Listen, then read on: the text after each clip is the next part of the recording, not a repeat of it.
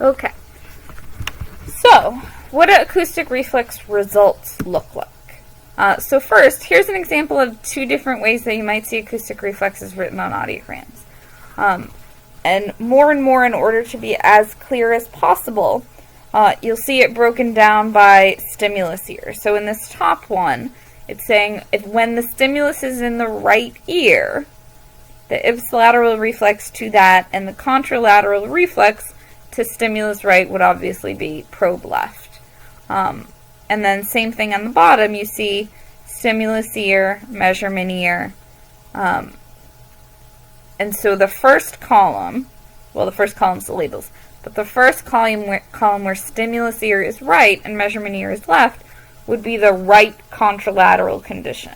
Next to that would be the left contralateral condition. And then ipsilateral right and ipsilateral left. So here are some sample results. Let's look, first we're going to look at this one. And this was done a little bit backwards, but typically what you'll see is, so you start at 85 and you push the button and this is your little compliance chart. And there's no real change here. So then you increase the intensity from 85 to 90. And at 90 you see this nice dip. Has a little bit of latency here. It dips down quite nicely. And that's a 0.04 change. And you might look at that and say, yep, I'm happy with that as a reflex. If you went up to 95, if 90 was a true reflex threshold, and you went up above the threshold, the reflex should grow in magnitude. So you go up to 95 and you see it does. It grows substantially from 0.04 to 0.11.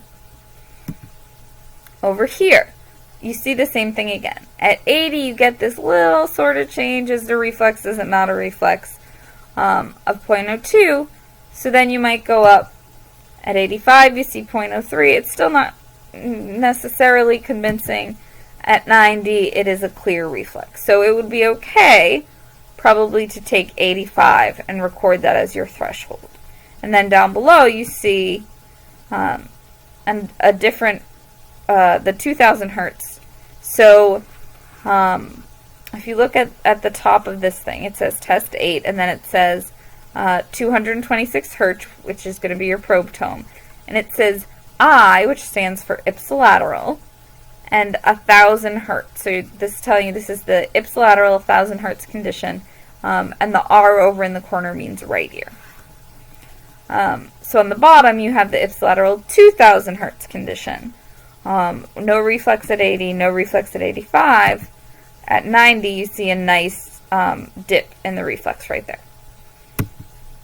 So you would record 90 as your reflex threshold. For normal hearing adults, typically the acoustic reflex is present at about 70 to 90 dB above threshold at each frequency. That's sort of the general rule. There's three possible outcomes for reflexes. They're either present, absent, or elevated. Present, by definition, means present at expected levels. There are some good norms that exist for contralateral reflexes as a function of threshold. So, if your pure tone threshold is here, your reflex threshold should be between here and here. There are some good norms for contralateral reflexes. For ipsilateral reflexes, there's not good charts. There's not as much research. Generally, you're looking 70 to 90 above threshold. So this is actually the Gelfand chart. It's this chart right here, broken into table form in case that's easier. And what this is showing you, again, these are contralateral thresholds. So the audiogram threshold is on the left here under behavioral threshold. And then what it's showing you is the loudest normal reflex. So anything above the values shown would be considered elevated. And for contralateral reflexes, you'll see that as the hearing loss gets a little bit higher, the sensation level for the reflexes gets lower. So somebody with a threshold at 10 dB might have a 500 hertz threshold at 90 and it would still be normal. Somebody with a threshold at 55 dB might have a acoustic reflex threshold at 100 and it would still be considered normal. So essentially you're going to look for, is the reflex present? Once you're looking at hearing loss, then you're looking at reflexes that are just by definition going to be higher. And that's okay. Typically, once you get into about a moderate hearing loss, the high end of moderate hearing loss, there is no more elevated, because elevated is higher than we measure. It's going to be higher than 115, so they're just going to be absent. And these are the same thing. They're showing you essentially pure tone thresholds across the bottom and reflex thresholds across the side. And it's showing you it should be right in between the top line and bottom line. In that little area is the normal range for 500, 1000, and 2000 hertz. So we know, again, that the acoustic reflex is an objective test. It doesn't require a behavioral response.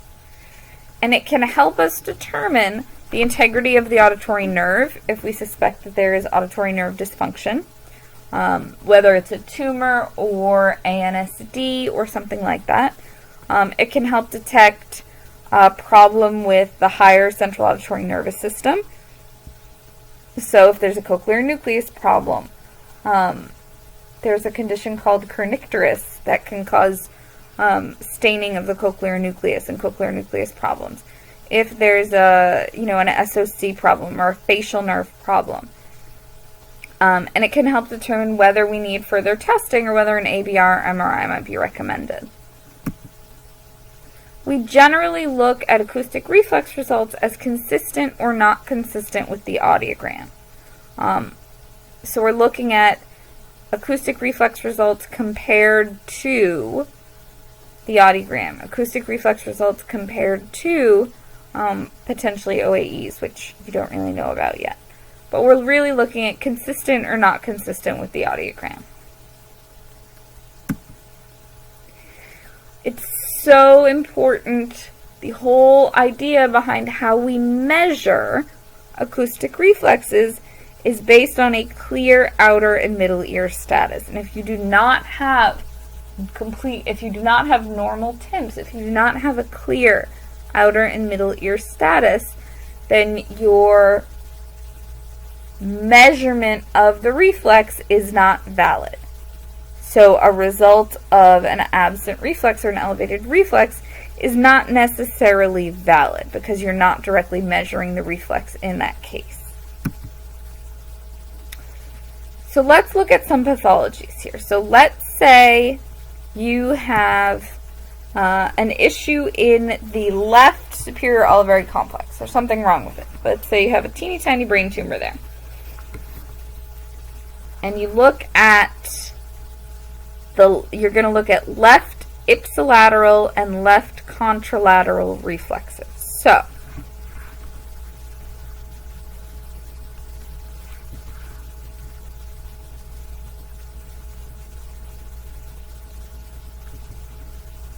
I'm hoping you can see this, but I don't know if you can. I'm just sort of pointing to the left side here. So let's look at left ipsilateral first. So sound's going to come in. It's going to pass through the left middle ear, through the cochlea, go up the auditory nerve to the ventral cochlear nucleus. But once it gets to this left SOC, the signal's going to break down. The energy is not going to be transmitted as efficiently up to the facial nerve nucleus and to the facial nerve.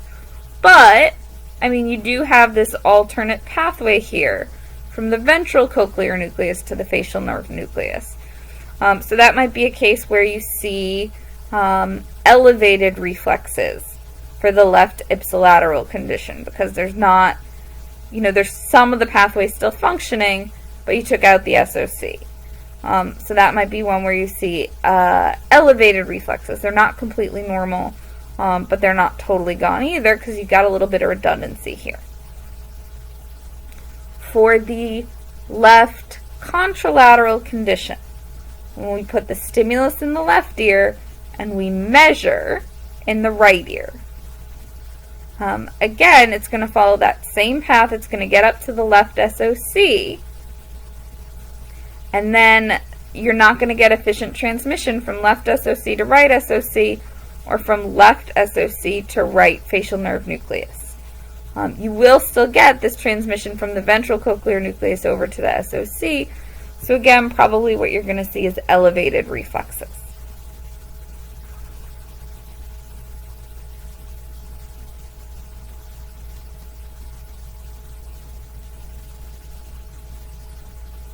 So, for left ipsi, probably elevated or absent. For left contra, probably elevated, possibly absent. What if you measure the right ear reflexes? So the right ear ipsi isn't going to be a problem at all, right? Because it's going to go right ear cochlea, auditory nerve, cochlear nucleus, SOC, facial nerve nucleus. There's no breakdown anywhere in the right ear ipsilateral pathway. And so right ear ipsilateral is going to be completely normal. Right ear contralateral is going to send information from the right ventral cochlear nucleus and the right SOC over to the left SOC. And so probably you're going to see an effect on right contralateral reflexes as well. This is the kind of analysis that you need to be able to do, looking at the reflex arc, looking at results and saying, okay, this pattern of results could indicate pathology in these different locations.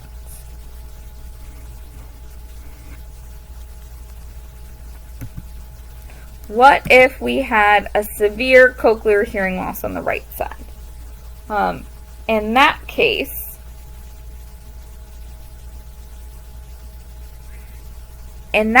you're not going to,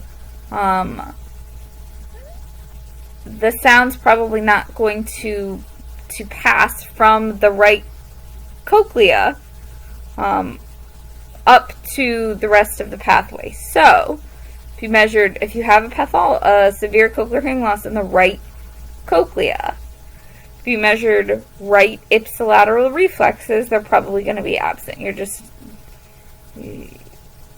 They're not activated because the cochlea is not transmitting the energy to the auditory nerve and the rest of the reflex arc. So right ipsilateral would be absent. Right contralateral would also be absent because, again, think of it sort of as the energy or the signal is dying at the right cochlea and it's not getting anywhere beyond that. So right ipsilateral and right contralateral are both going to be absent.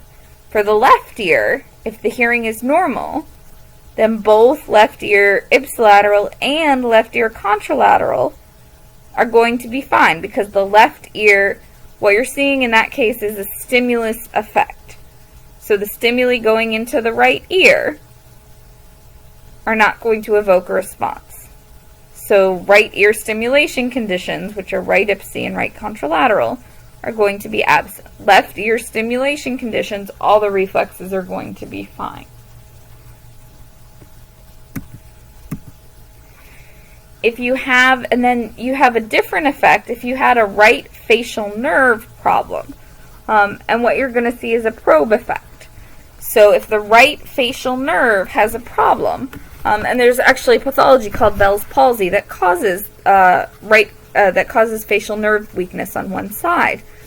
Let's say there was a right facial nerve Bell's palsy. It means that the right stapedius muscle, which is innervated by the facial nerve, is not going to contract. The reflex isn't going to be activated in the right stapedius muscle. And then you're going to have a probe effect. And that means that any reflex measured in the right ear is going to be absent. So that means right ear ipsilateral and left ear contralateral conditions. The reflex is going to be absent for. And so we can work through some more different lesion types like this, but this is the kind of thing you need to be able to do to calculate and say, okay, what if I had a right middle ear problem? What would I expect to see in terms of my 4 categories of reflex patterns? What if I had a facial nerve lesion on this side or that side? What is my overall pattern going to end up being?